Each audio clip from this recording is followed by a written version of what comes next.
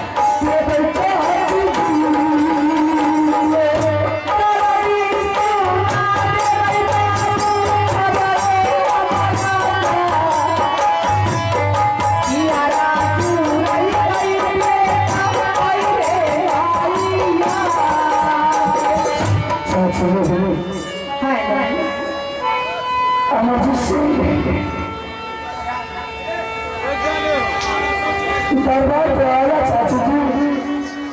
क्या दरबार तो आया? हमें तो कोई चीज मालूम नहीं है। लेकिन अमर जी किसी से मिल नहीं पाया। अमर जी चाची जी अब अमर जी से नहीं मिलेगा। क्यों नहीं मिलेगा?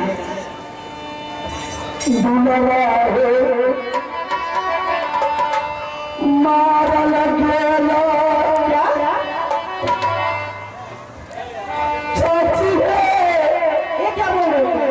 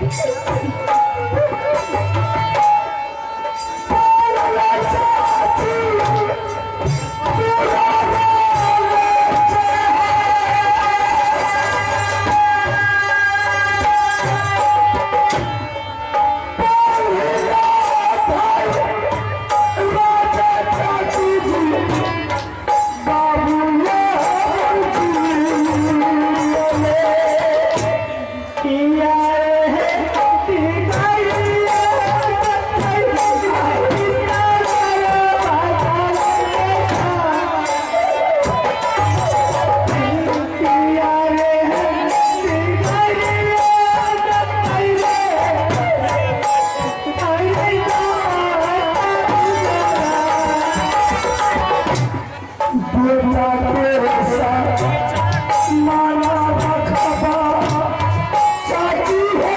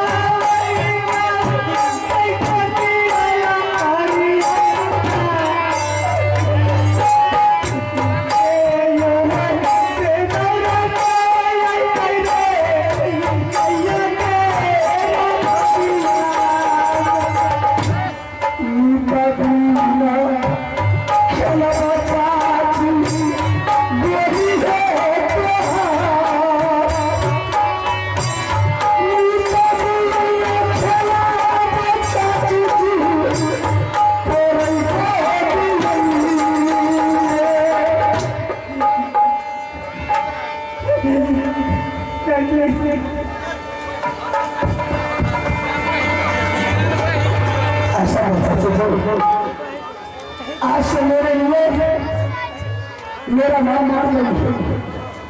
आज से हम तुम्हारी बेटा है चाची, पर तू मेरे लिए ना है।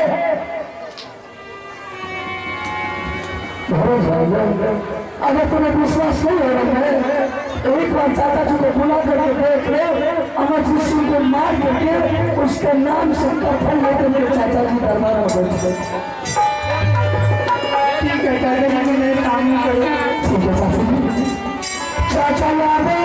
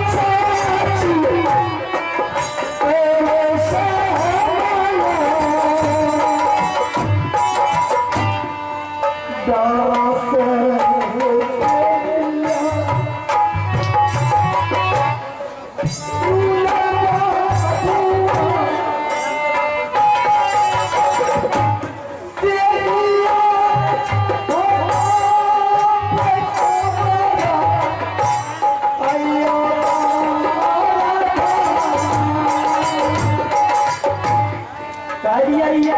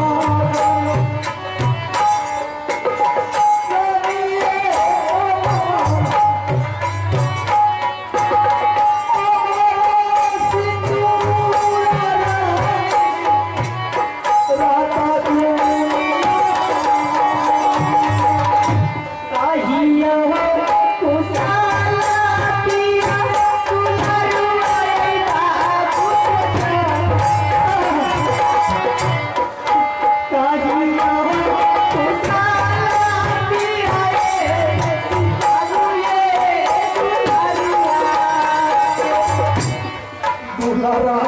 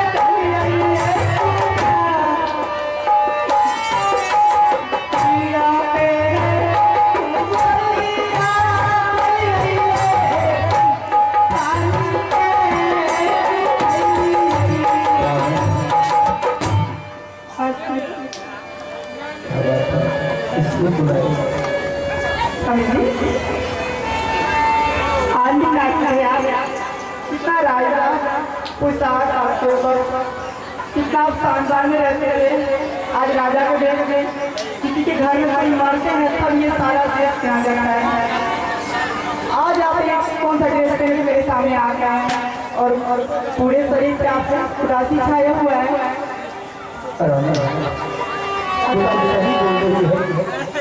किसी के घर में इस तरह से कपड़ा पहना जाता है। आज बिल्कुल हमारे घर में ऐसा ही हो। इनके बारे में मैं तुम्हें समझा देता हूँ। चाचा जी सुनना सवाल के बाद आप जा सकते हैं।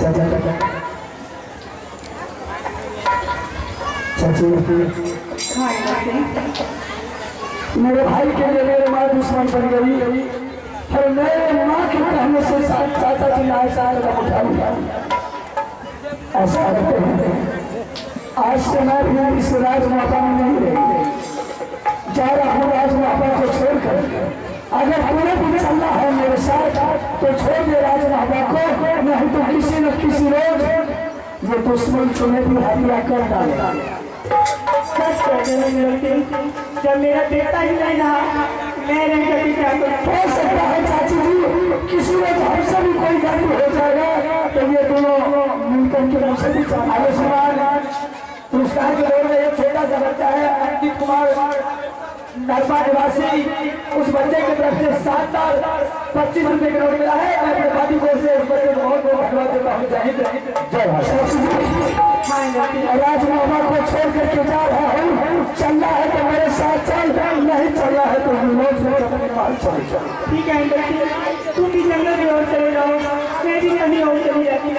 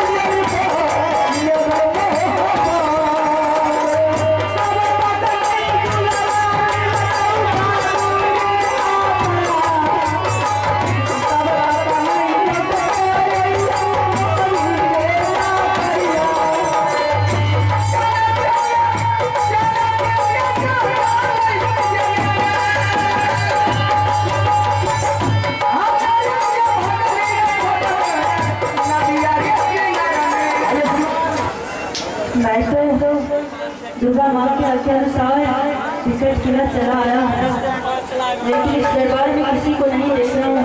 ठीक है, मैं कुछ पर इंतजार करता हूँ, फिर देखते ही कौन आता है।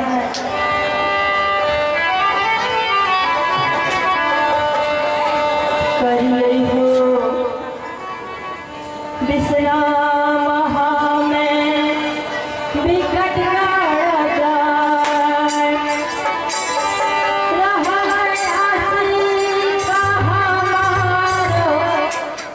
आई हो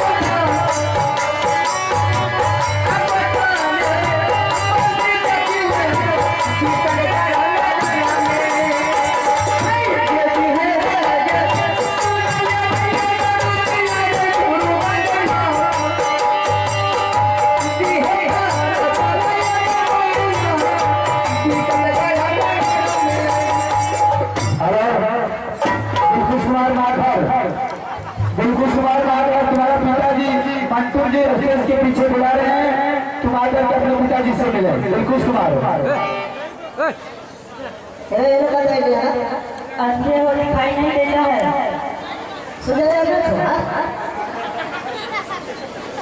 मैं अपना रास्ता से चल रहा था, तुम आया गलत रास्ते तो मेरे से टकरा गया।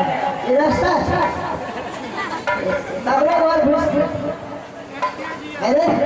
इसका घर है, तो मेरा तेरा है, तेरा मेरा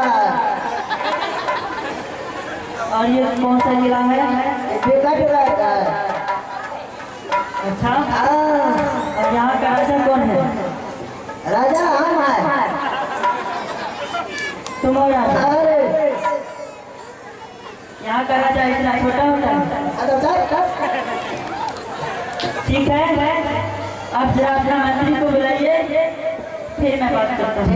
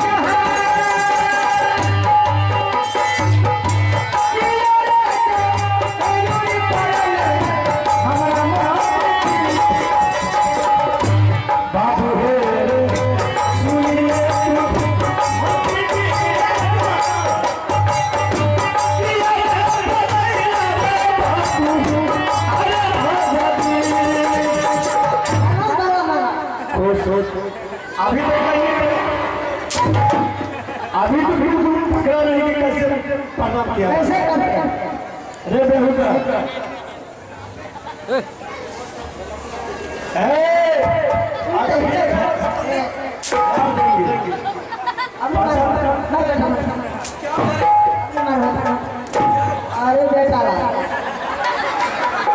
अरे बेटा सुनो, अगर कोई देश का अगर राजा महाराजा आ जाएगा उसको कैसे पत्र किया जाता है? कैसे बताओ? दोबारा नहीं बोलिए। अगर कोई देश के राजा महाराजा अपने दरबार पर आ गया है उसको कैसे पत्र किया जाता है? प्रणाम। खुश रहो। के लिए